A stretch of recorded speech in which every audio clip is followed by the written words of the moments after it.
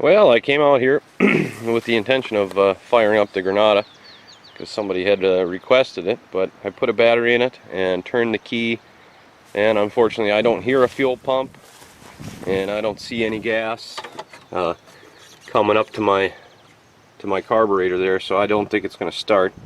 What usually happens is one of two things: either the gas in the tank has gotten so old and gummed up that it gums up the fuel pump and that doesn't work, which is back here.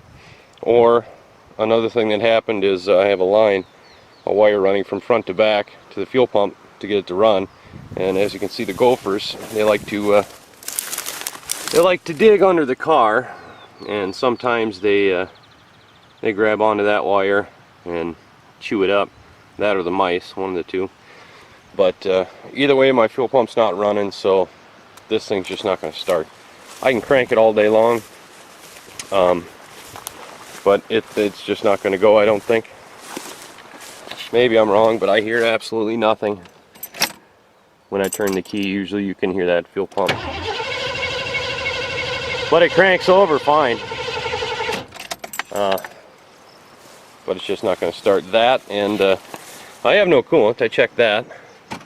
And I think the reason I have no coolant is that lower hose. I see a little bit of wetness there, and it's been sitting so long it probably all leaked out. So this one's not going to get fired up today. I'm not going to drag it into the shop just to fix it, just to start it, to park it right back out here. So one thing we can do is head up that way and take this battery and throw it into the LTD, because that should start.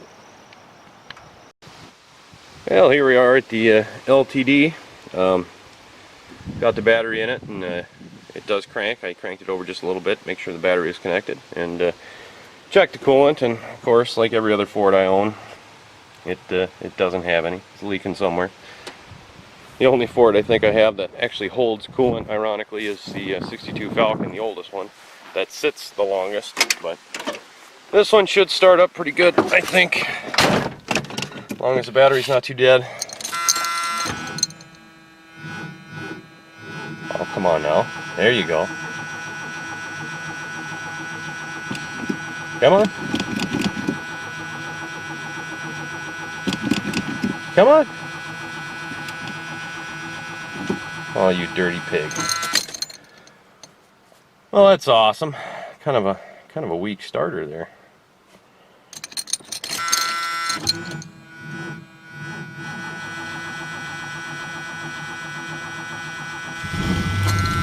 There we go.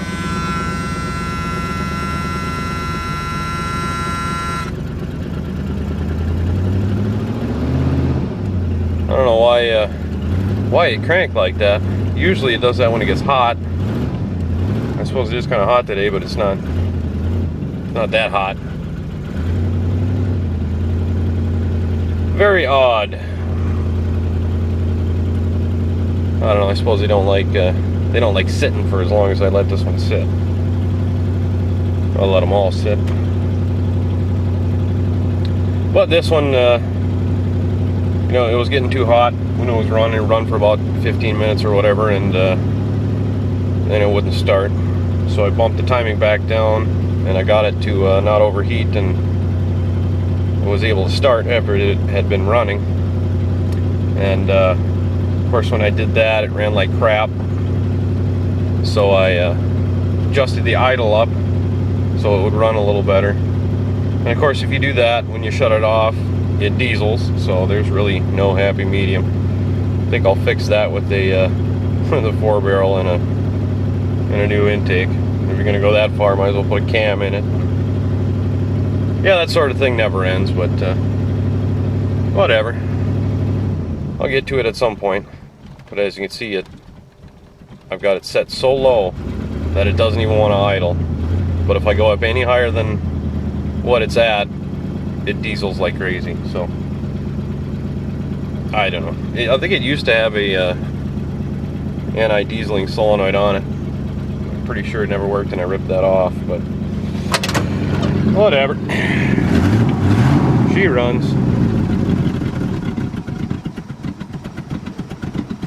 It does idle, even at that low speed, surprisingly. if I turn it off, it doesn't diesel, which is nice. And then if you get it to idle here, there we go. Now it's kind of idling.